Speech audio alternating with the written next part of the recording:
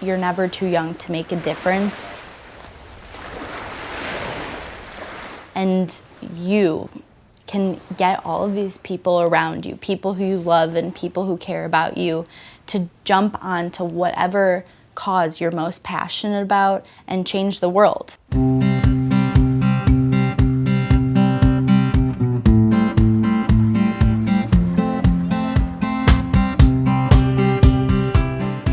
My small 10-year-old voice was much louder and more heard than I had imagined it was. It is the night before I start my treatments for LCH, and I have to get a port put in me tomorrow. And tonight I'm feeling a little scared and kind of sad because I know I'm really in for a lot. Langerhans cell histiocytosis is a form of pediatric cancer. It primarily affects children under the age of 10. It presents in such different ways in so many kids that's one of the challenges.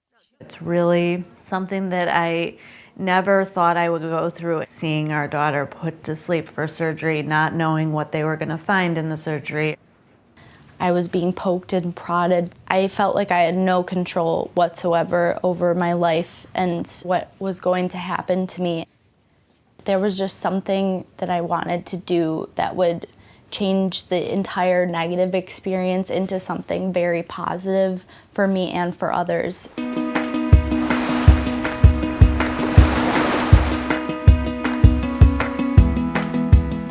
I've spent all of my summers in New Buffalo, Michigan. The beach there is filled with beautiful stones. When I was little, about 8 years old, I decided to start making necklaces with them and just sell them for $2 to anyone who would buy them.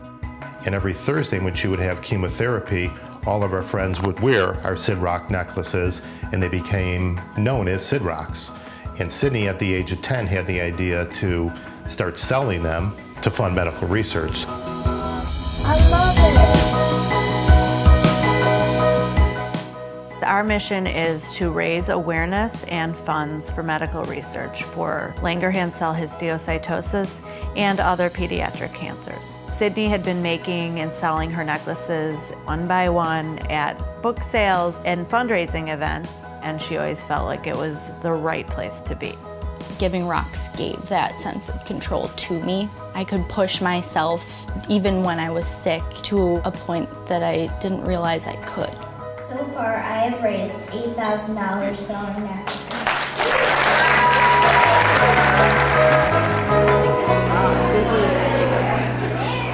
10 years later now, all of the steps that we've taken to grow our foundation, it's just been organic, and the core of it is still there. That one little thing, if it gets spread over and over, can really make a difference. Well, Sid and her foundation are generous supporters of our research, and we really depend upon philanthropy to do the majority of funding for our lab. So we're very grateful to Sid and her foundation. When I see the rocks, I see all of the kids. We want to help in the future.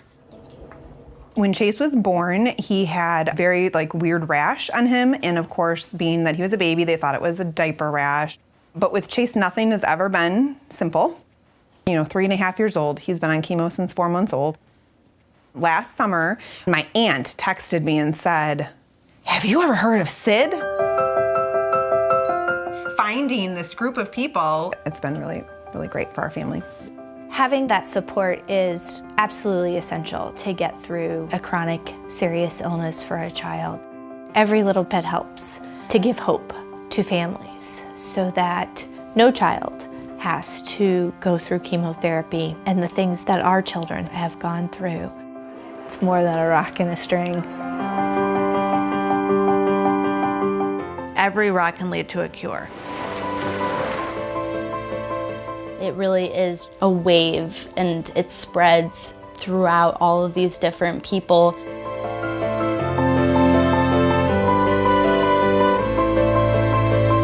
And I just hope that that wave just keeps growing and growing and growing.